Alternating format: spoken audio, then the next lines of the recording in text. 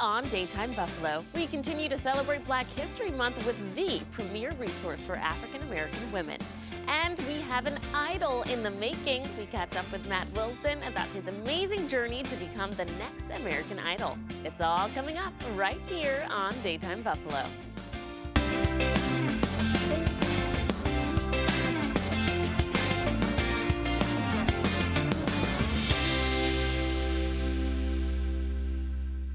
Good afternoon, hello, and welcome to Daytime Buffalo.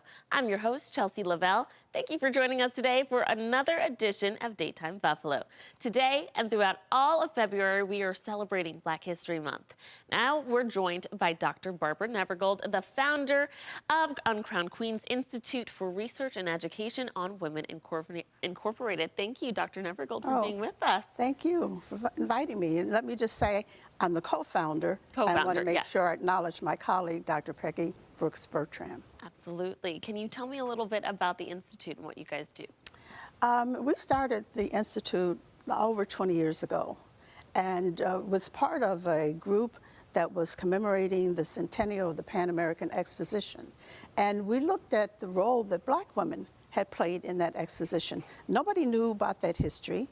And so we uncovered that history. We looked at the women's groups. We looked at the protest rally that they held in 1900, and found that there were so many women, African-American women, whose history was not known, or it was lost, or it just hadn't been recaptured. And so we started documenting those histories to make sure that they never get lost. And we established our webpage, uncrownedqueens.com. Now it's uncrownedcommunitybuilders.com because we expanded to include men after several years. Absolutely. Yeah. And you guys recently, for this Black History Month, opened a new exhibit. Can you tell me about that? Yes, it's called Say Their Names, Honor Their Legacies. And the idea, again, was to make sure that we document and we record the histories and the experiences of African American community builders, and particularly those who are elders, because we know there's an urgency to make sure we capture those histories before they're lost. And so our thrust was really to reach out to those individuals in their 70s, 80s, and 90s who are elders and ask them to come in and be interviewed. We collaborated with a fantastic photographer, Yves Richard Blanc, I should say, who has Blanc Photographie. And he did just a marvelous job. And so we now have photos of 11 individuals and videos of them talking about their lives, talking about the challenges, providing some advice to young people about how to overcome discrimination and racism that they encounter. What was the community response to your opening of this new exhibit? It was absolutely fantastic. We were overwhelmed with the support we got from the community. The auditorium at the History Museum, where the exhibit is housed, was packed. And people were really excited about being able to come out again and to recognize 11 of our elders. Now, this is a pilot program, so we intend to continue it because we know there are many more than 11 people out there. That's right. That was my next question, is what's next for the Institute? What do you have coming up? Well, again, we're going to continue to work on identifying our elders. And many of these, I should say identifying, many of these people are still involved, still engaged in community building. Even at 80s and 90s, they're involved. And so we will continue to do that. But it's time now for us to also look at our webpage, and the technology has changed so much in the last 20 years, and actually the last 10 years when the last time that we updated the webpage. So we're looking around now to see about getting some funders, some sponsors that will help us to, make the webpage more technologically relevant in this age.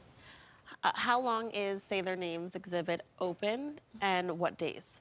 Well, it's open during the days that the museum is open, Wednesdays through Sundays, but it will still be up through the spring.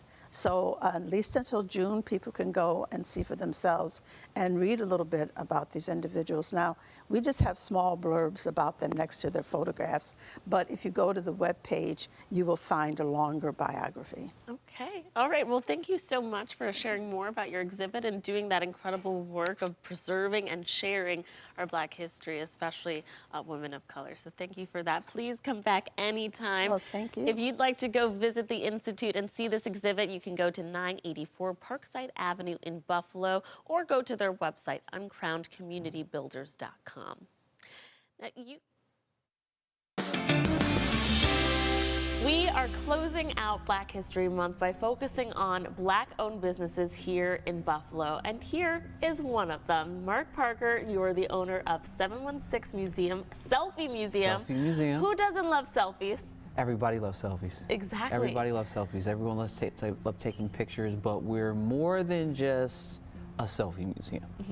We do a lot of cool things here. If you want to come here and have a birthday party, you can do a birthday party. You want to come here and throw a fundraiser, you can throw a fundraiser. You want to come here and do comedy, you want to do a play, anything, you can do it here. Absolutely. And we will work with you to make it happen. Very cool. You guys have this incredible space. I want to know what gave you the idea to start a selfie museum?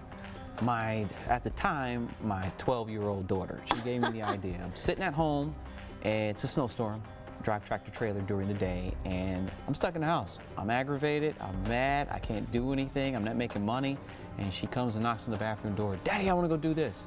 So I grab it, take a look at it, said, "Oh, this just looks pretty cool. I said, I can build this."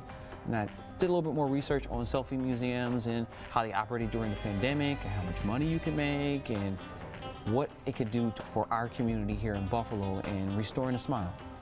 Especially in a city that's blue collar and people need something to do. We need something different to do than just going out and having a good time in the middle of the night. So this is an alternative to going out and doing that at night, where you can do this during the day, you can do it at midday, you can do it at night, and it's just different. First of all, I want to say, Dad of the Year, your daughter wanted to do something fun, and you said, "Okay, we'll do it. I'll make it for you." Okay, that's really, really cool. What was the community's reaction when you brought this?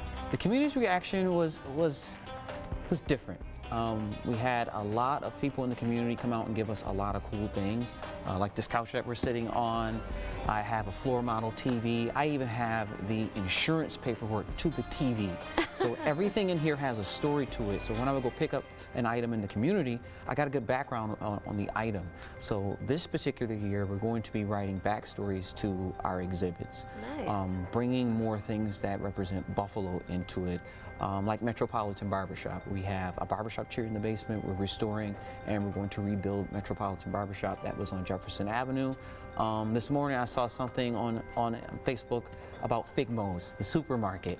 So I said, you know what, we have a bunch of shopping carts, we have a whole bunch of food in here, plastic food items. We're going to rebuild Figmo's inside the museum so kids can get a little bit of history, have some fun, but an older person that's bringing their kid in can go, "Oh my God, I remember this back in the day, man," and there's a story. So he's excited, she's excited, everyone's excited, and everyone's having a good time.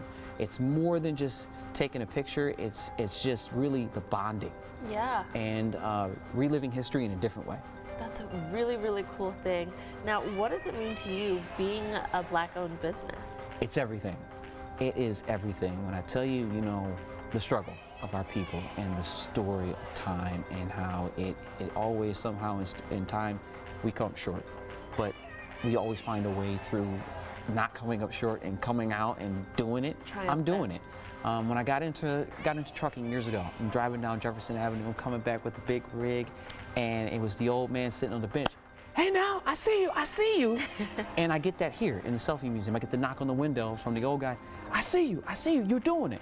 It's being proud and proud about being African American and being somebody important in the community and giving back. Especially giving back to my people. We need it. Yeah, and speaking of proudness, that's really what Black History Month is about, right? It's about acknowledgement, it's about being proud. What more does it mean to you? It's everything, because I'm a dad. I'm a driver during the day. I'm a curator at a museum. I'm a brother. I'm everybody's friend, and to be in a position now where I can give back to the community in a different way, raise money for different causes, no matter what it is and how ridiculous it sounds, we're gonna do it. Because everybody has a dream, and if I can be a part of that dream and make it happen for somebody else and see them go on and be something big, I knew that guy. I was there when he started. I want to be that guy now saying that from the window. You wear many hats, so hats off to you. I want to know what's next for the 716 Selfie Museum. What's next is spring.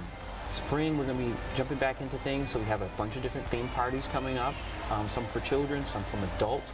We're going to debut our Insta party, where we're going to pretty much give an individual the party for free. They have to pay for all the extra stuff that they want. Hey, they want an exploding cake? Pay for that. You want this? You want that? Pay for that. But that particular type of party will be free to the individual, and we'll celebrate them with their family and friends, and it'll be something cool. And we're going to be looking at expansion. We're going to be looking at moving out of Amherst and moving into the city of Buffalo and exploring the options of what we have there. Amazing. We wish you the best of luck. Congratulations on your success. If you, the viewers, are looking for one of the most Instagrammable spots in Buffalo, you know where to go. Thank you so much for letting us stop by your museum. Thank you for having me. You can find yourself a perfect selfie spot at University Plaza or by going to 716selfiebuffalo.com. Now, coming up after the break, we put an artist in the spotlight. We take a look at the art of Jalen Law. And we step inside a swanky 716 barbershop to learn what makes this barbershop anything but standard.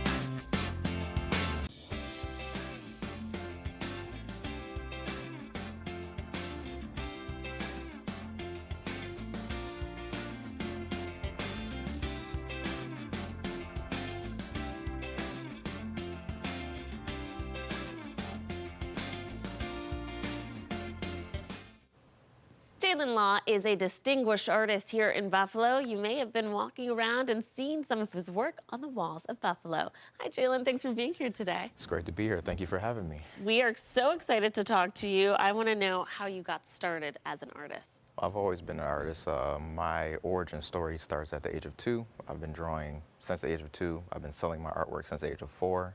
And I've been in business officially since 2013 in my dorm room at the University of Buffalo. You've always known what your path was. Absolutely. Art, business, as well as education were 3 important paths that I'm very passionate about, and I was always inquisitive about really figuring out how to bridge those things together to create a sustainable model. Who inspires you and maybe some of your work?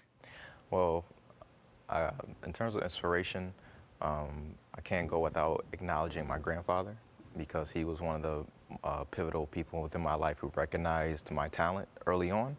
And then from there, my family, my mother, my father, my brother James, those are some of my central core people that inspire me to do the work that I do. I want you to talk about some of your recent projects, especially the mural in the town of Amherst. Yes, absolutely. So back in September, October, the town of Amherst, they selected me as one of the lead artists to install a mural project on the town of Amherst Police Training Facility, which was previously the old Harley-Davidson shopping center here in the community. And I wanted to create a piece that would inspire and impact the broader community, particularly the youth, to really see themselves and imagine themselves as the next generation of doctors, civil service workers, and educators who all primarily live in that area. And so I wanted to create a concept that would inspire those types of trains of thoughts of bridging those things together as my experience. And so As you saw within the concept, I did just that, but I also wanted to incorporate a augmented reality experience to it, which is what the viewers are seeing right now. So you can scan the artwork with your phone, and the children will begin to look like they're running towards you through your mobile device. That's really cool. Okay, talk to me a little bit about that. You kind of mend the digital world with your art, right? Yes, absolutely. I utilize a lot of video and audio stimulation through the artwork as a way of bridging traditional art with the advancement of technological advancements.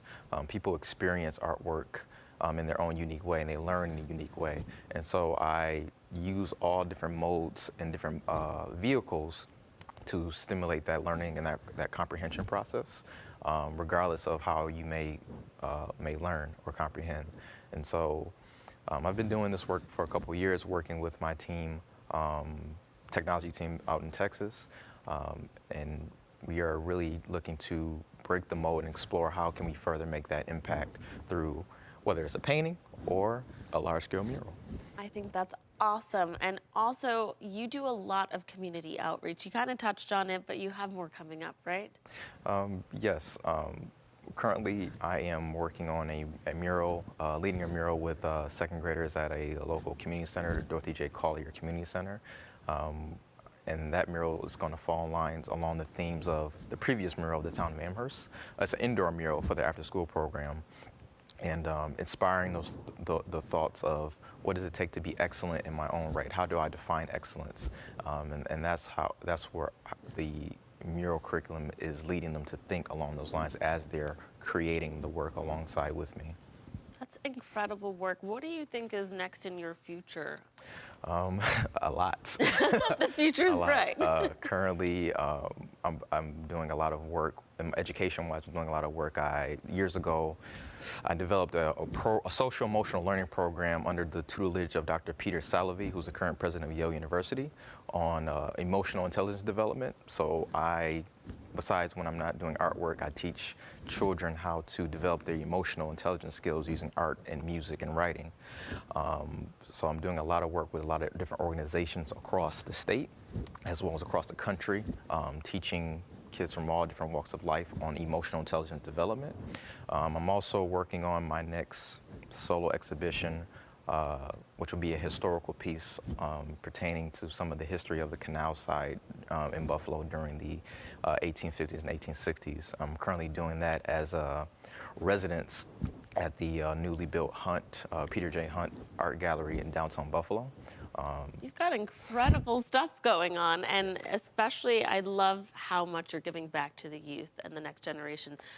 Social emotional intelligence is extremely important, and I'm really glad, especially in the Black community, that we know the importance of it, and we're working on sending that back to our kids to continue that. So thank you for all of your work and the work that you're doing. If you guys want to see more of Jalen's work or try to contact him, you can find more at thejalenlawcollection.com.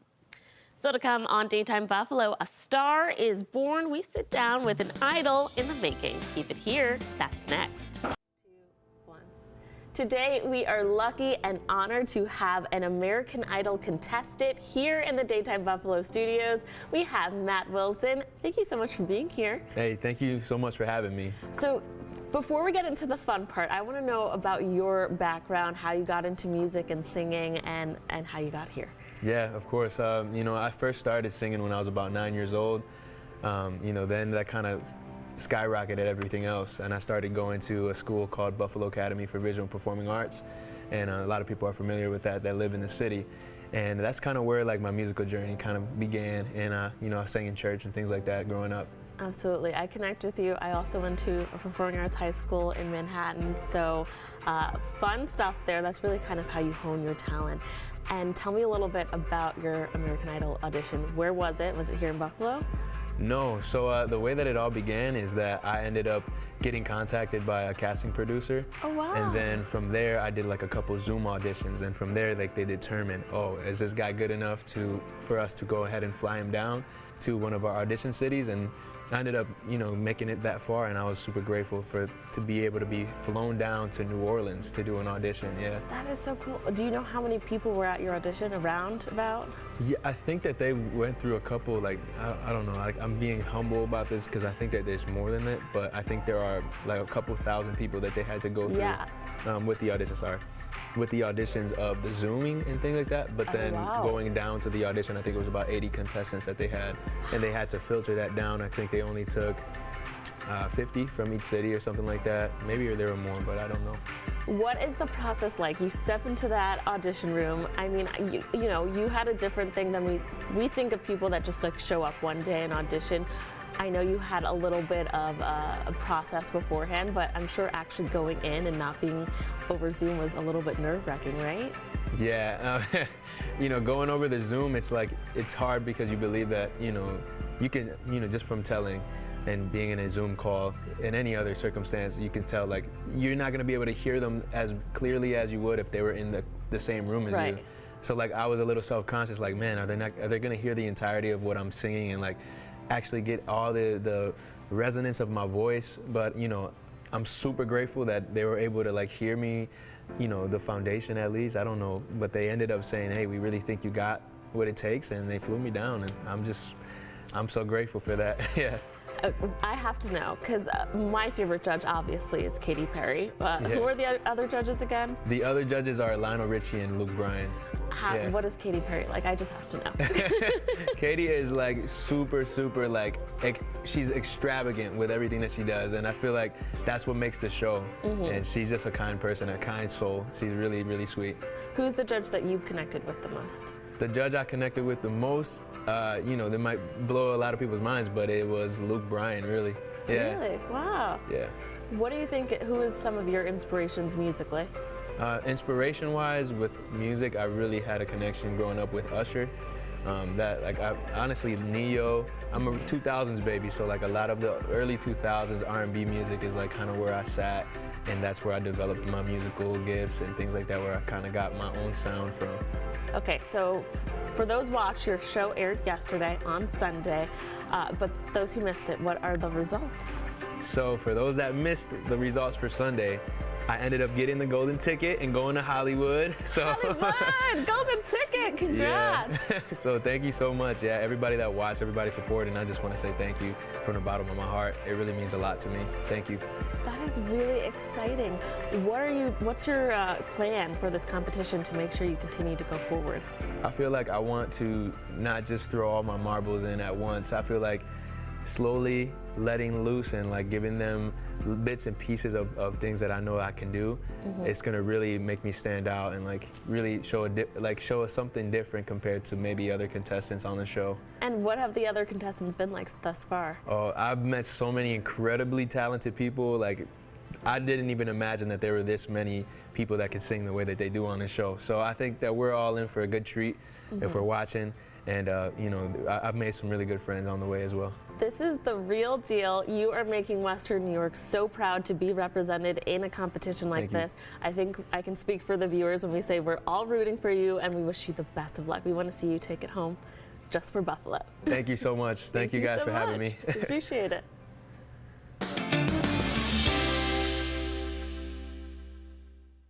Well, February is also American Heart Month, and that means a focus on your heart health. Dr. Malika Marshall tells us the inspirational story of a competitive cyclist who now has a second chance at life thanks to a new heart.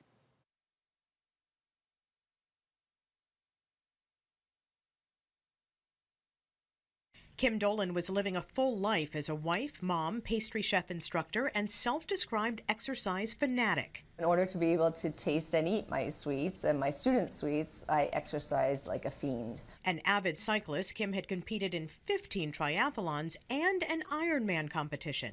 But in 2016, she went for a swim and was so winded, she barely finished one lap. Then, while hosting a dinner party, I had to stop during the meal and go lay down, and that's unheard of. Kim went to the ER and was in severe heart failure. Inside of the muscle walls, all these trabeculations and spongy-looking muscle that over time that predisposes the heart to becoming weak and dilated and causes heart failures. Kim was diagnosed with a genetic condition called non-compaction cardiomyopathy. My children and my husband were just, she did an Ironman. What are you talking about? Patients may not have symptoms for years, but eventually the condition worsens. She was treated with medications and used an artificial device to keep her heart pumping. Eventually, Kim needed a heart transplant, and she received her new heart here in Boston at Tufts Medical Center. Our goal when we do a transplant is to get people to get back to some sort of normalcy, get back to their lives, doing what they love. And, you know, Kim is really doing that now. It's been 5 years since Kim's transplant. Last summer, she took part in a competition for organ recipients and living donors. At 62, she won gold in the 5K and 20K bike races. How did it feel? I think what it was is I'm back. I can do this again. I've done it. Back doing what she loves and living her best life.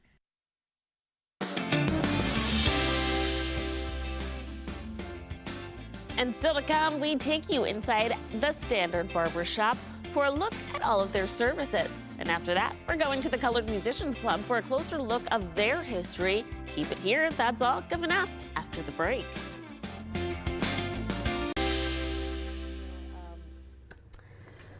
We're ending or closing out Black History Month. It doesn't end with this month, by the way. It continues on. But, you know, we've got Melanin March and everything else we can think of after that. But as we close out what everyone recognizes as Black History Month, what's been special to you? I mean, barbershops are a staple in the Black community. It's where people come to feel good about themselves, to connect, to relieve steam, to talk. You guys are like therapists. So what's been special for you about owning this shop and being a staple in this community? Well, it's been an absolute blessing. I've always considered my space a safe space for expression, for, you know, just decompression, things of that nature. And so especially for this month, you know, the conversations are always geared toward, you know, how to better ourselves and what things we can do to come together, and reflecting on our past leaders and positions we were in, and now looking at where we are now in the future or in present, hoping to have a better future. It's definitely encouraging to have those type of conversations, because oftentimes we're not able to, you know, vent or even put some of our concerns on the table. But, you know, with Black History Month, you know, businesses are more, you know, working together. The attention is, you know, drawn more pointed on our businesses. So it's really encouraging to see us come together in that way. You've got some accolades to talk about, including 30 under 30, which is impressive. Talk to me a little bit about some of the awards you've won. Well, 30 under 30 to be particular, it was it's one award ran by Jamil Cruz in our city, one of our good friends. He's a hard worker for our communities. So I was recognized by my community for the work being done. So that truly was an honor. I had no idea. The community voted for me, and for various different reasons, and I'm definitely glad, you know, appreciated and seen in that light. And I just hope that I can continue to be that source of encouragement, an example that some people look to and want to represent. It was an honor being there. I've won various barber battles here in the city, you know, recognition for being in business, things like that. So those aren't really important, but I do appreciate them. You know, what's important to me is the work being done, you know, servicing our community, being a staple, being a voice in the community, and letting them know that, you know, we're here. You know, we're here to support, we're here to, you know, to help and listen. So that's the real, like, accolade for me. Talk to me a little bit about some of the work you do outside of this barbershop within the community. Well, I work with various people. A good friend of mine, Rachel Cunningham, she's a teacher in Niagara Falls, and also she has a support group here in Buffalo as well. And I mentor a group of kids from some of the things that we've experienced here in our city with, like, the massacres and things like that. We fed our community. We continue to feed our community even well after. I have various events here in my barbershop, First Friday events where I do live music, poetry, giveaways. Some of my young talent in the community, they're artists, so I have their work here hung in my barbershop. So there's many different things I try to do for my community. I use my space as a platform, It's not just a barbershop. So, you know, if you have something going on, I try to support it in any way that I can. And it's been a blessing to see so many different things happen in this space, from, you know, concerts to, you know, we have a book club with Black Boys Read here in Buffalo. Just a various a variety of things we do here. Why do you think it's important to particularly work with the youth in your community? I mean, it will sound cliche, but they are our future, you know, so if we don't capitalize with them now and instill in them now, then what does our future look like, you know? And I remember being a young person who used to look up to certain individuals, but I didn't know how to get to them, how to, you know, let my dreams, you know, touch their ears. And so with that feeling now as an adult, I try my best to identify with that when I see youth who have, you know, similar, you know, hiccups or similar, you know, boundaries that they're trying to get over, hurdles they're trying to get over. And so I try to be that space for them. And beautifully, I have been that for them. They've come here and they express things. They want to try this, they want to try that, you know, or they're going through something or going through this. And I've, you know, this one guy, he's dear to me. He's like my little brother. You know, I was able to talk to him off the ledge of suicide, you know, because I identified with that, you know, and having gone through that. When I was a young person, I saw that in him. And so I thank God that I'm able to be in that position. You know, I don't take barbering lightly. It's more than just cutting hair. It's community, it's mentorship, it's beauty, it's love, it's art, it's so many different things. And so I really just try to live that, you know. What do you think is one of the biggest battles the Black community is facing here in Buffalo? Coming together. You know, we for whatever reasons, there are many, we point, we blame, you know, we circumvent, and oftentimes the issues lie with us. The results, the end all lies with us.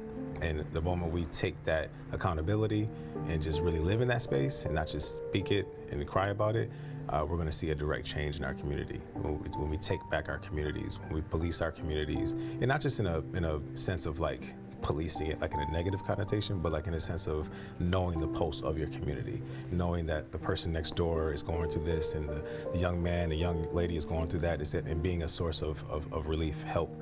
That's going to be a better community for us. You know, back in the day, it was that. You know, Big Mom used to sit on the porch, and Grandpa, you know, used to, you know, correct the young man walking down the street, pull your pants up, or, you know, pull him aside and take him under his wing. That type of love and pulse is what's missing, you know, so. So that togetherness is what you try to create here at the Standard? I try. Mm-hmm. What do you want people to feel when they come into your barbershop, your clients? First off, welcomed. You know, this is a space welcome for all, for anybody.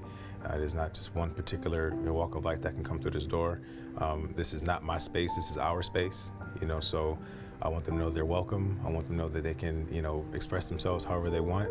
It is a respected space, you know, so I'm gonna respect you and I expect the same back, you know, so if I see a young man coming with his pants hanging down, then no, you have to pull him up because I respect you and I see your kingship in you and I want you to see it too. So that type of reception is definitely given here. What makes the Standard different than other barbershops in Buffalo? Because it truly is a standard. I hold myself to a certain standard. I'm gonna always do that. And with that, it's going to be a demarcation from the rest. I don't speak bad about anyone else in similar business, but I know what I provide. I know the atmosphere. I know the dedication, the passion, the time I put into it. And so with that comes a different level of standard. You know, there's a different level of expectation on myself, of my clientele, of my community, of my people. And so with that, it's going to be a standard naturally. You know, and then from the business standpoint, I know what I deliver. I know what I want to deliver, so it's going to be a different level of expectation. What does Black History Month mean to you, or represent to you? It represents acknowledgement for all the work that we've done. There's much more that needs to be done in regards to representing us better and truer, but it's definitely a step in the right direction because we used to have nothing, you know, so it's definitely nice to have the conversations, and with the knowledge that you gain, that is a catalyst to just open the door to the bigger picture of truth. So Black history is definitely something appreciated. I'm proud to be Black, and I hope to help other young Black people to feel the same joy. Well, thank you for being a change maker, a trailblazer, and trying to do the work to bring this community together. No, thank you very much. My honor.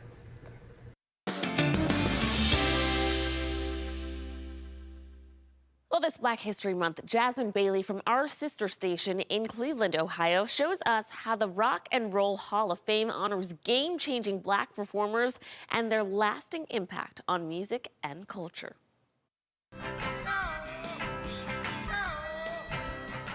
The story of rock and roll begins at its root.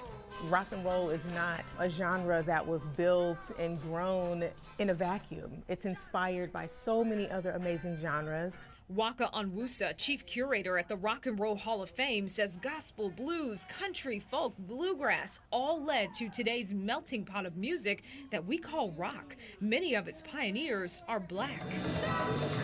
You're talking about the Robert Johnsons, the John Lee Hookers, B.B. King, so many amazing bluesmen who have impacted the sound of rock and roll, who have inspired the sound of rock and roll, R&B, funk, hip hop. An undeniable evolution traced through the dozens of Black Rock Hall inductees. Nina Simone, she was inducted in 2018. Isaac Hayes to Ray Charles, James Brown, Jay-Z, LL Cool J. I mean, our list goes on from past, present, and future. Celebrating the past includes a deep look at Black artists' fusion of music and activism, from Public Enemy inductees who brought socially conscious rap to the masses. They were very raw in their message. The lyrics that we actually have on display in this exhibit called It's Been Said All Along is Fight the Power. I mean, fight the powers that be. To Aretha Franklin, the first woman ever inducted. Franklin performed at Radio City Music Hall in this Valentino dress, singing Respect, a song that became the battle cry of a generation. These are like anthems to encourage you through your fight, through your social justice fight, through your fight as a woman. Here at the Rock and Roll Hall of Fame, Black artists are also celebrated for bringing the world music that sparks joy. You could argue no one does that like Earth, Wind, and Fire. On display, some of the elements' dazzling capes from their stage sets. Each exhibit an opportunity to tell the personal stories of icons like Tina Turner, who overcame domestic violence and owned the 80s, to Whitney Houston and Lionel Richie, who Onwusa says made music that was at times deemed not Black enough. Both of them stood strongly and stood so firmly in saying, I just want to make music. Just good music. The struggle behind the music never overshadowing its impact. That's the thing about the Rock and Roll Hall of Fame. When you come into this space, learning about these artists, like, oh my God, you know, like you identify with that moment, that song, that artifact, that dress, that music video. And there's so many mediums that are celebrated here to educate, inspire, and spark that joy. Johnny be good.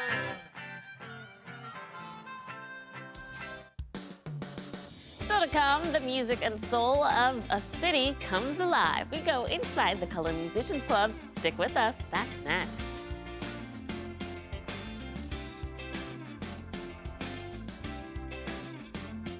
The Colored Musicians Club is a Western New York staple, and today it remains as strong a foundation as ever for Black musicians in the 716. In honor of Black History Month, we take you inside for a look at how the institution came to be. Located in the historic African-American Heritage Corridor in Buffalo, the Colored Musicians Club has been a pillar of the community for over 80 years, and its legacy goes back over 100. It took a while, up until 1917, before this group of musicians would finally be allowed to have their own local. If you were a musician of color, you weren't allowed into the union. I mean, that was just the law of the land. But it gave them a sense of security now, because they knew being in the union, they would get paid the proper wages, and you know, they won't be cheated. Then later on, when we talk about the 30s, this building would become available. That was really when this union took off. Lifelong musician and now curator of the Buffalo Jazz Museum, George Scott, fondly remembers how he came across the club when he was just 13.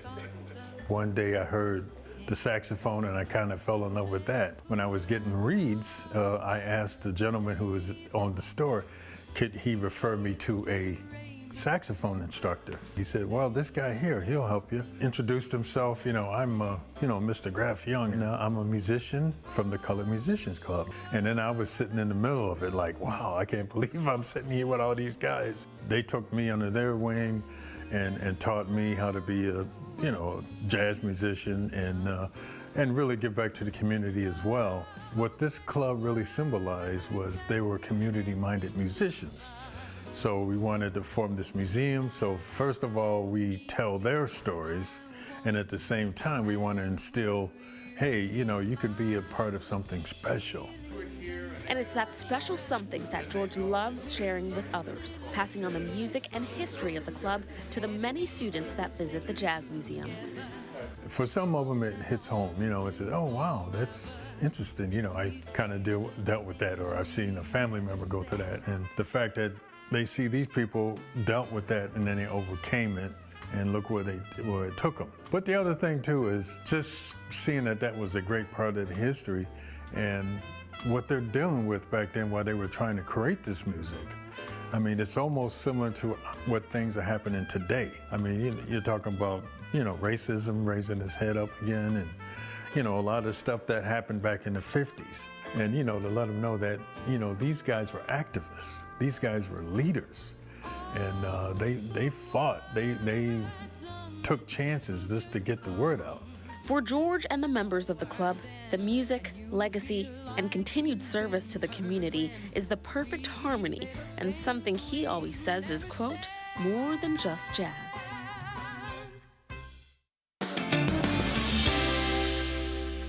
As Black History Month comes to a close, a program in Maryland is doing its part to keep farming culture alive in minority communities, and the work is creating a new generation of growers across the country. Skylar Henry introduces us to an alliance of farmers getting back to their roots. This group of ladies may be small. Sisters are all for one and one for all. 10 for 2. But they run this large 4-acre farm just outside of Washington, D.C., where crops are coming, and more importantly for the group, so are an abundance of seeds. What happened was people stopped saving seeds, and every year the price of seeds go up, and every year it's harder and harder to get the seeds you want. Bonita Adib runs the Ujamaa Cooperative Farming Alliance under the nonprofit Steam Onward, bringing together Black and indigenous farmers in and around Maryland. And the initiative has gained national recognition. We love watermelon, we love okra, we love sorghum, all those things that are important to our ancestors. That's what we love, and that's what we grow. Across the nation, less than 1% of farms are Black-owned, which limits minorities' access to the $15 billion seed-growing industry. Adib rolled up her sleeves once she and her team recognized the need to promote minority representation in the agriculture space. They also addressed what she says is a lack of access to natural, unfertilized food. Ujama's progress is growing dividends. Their online seed catalog doubled in the last year and contains just about every seed you can think of, from squash to corn to quinoa. It's all there. The work is building a network of farmers with a range of experience. What's your biggest takeaway from doing this work? It's a sense of community, sense of seeing how others are working in their community, and there are thousands and thousands of us out there. And the only way we can beat any type of obstacle is to work together and work through it. Bridging a gap of culture and connecting a new generation of growers.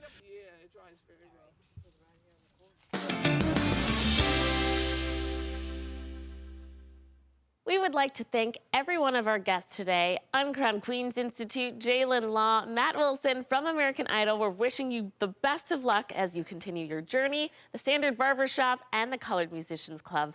Now it's time for a pop culture quiz. Our production supervisor, James, will be asking me questions, and you, the viewers, can play along, yell out at the screen, or tweet me your answers. Okay, James. Well, happy Monday. Happy Monday. Here's a good first question for you. Who were the original 3 judges on American Idol? Paula Abdul, Simon Cowell, and Randy. What's his last name? Jackson. Jackson. Close enough. That's good. That's good. Kind of a topical one today. Here's another good one. You watched Full House as a kid. Yes, I did. Okay. How old were Mary-Kate and Ashley Olsen when they began their acting career? Didn't they start when they were like infants? Yes. Yeah, I've heard that. They were like 9 in some months. commercial. Yes. And They've been working. acting, you know. Yeah, acting as much as you can act as at 9 months. Here's old. another interesting one. Who was the first woman to ever appear on the cover of Rolling Stone magazine? I do know this one, I think. Tina Turner. Yes, that's Yeah? right. I didn't know that one. I know her. She's she's the queen. That's Tina Turner the musical. That's what I know. And here's another American Idol question. Which American Idol alumni served as lead vocalist for the band Queen since 2011? I have no clue. Adam Lambert. Oh, yes. Does a very good job. He's great. He's great. And then what popular television sitcom earns the most money in syndication? Was it Friends? Is it? It's Friends, yeah. Friends. There you go. Ooh, okay, thanks, James. I hope you had fun playing along with me. Daytime Buffalo will be back tomorrow afternoon at 3 right here on Channel 4. We'll see you then.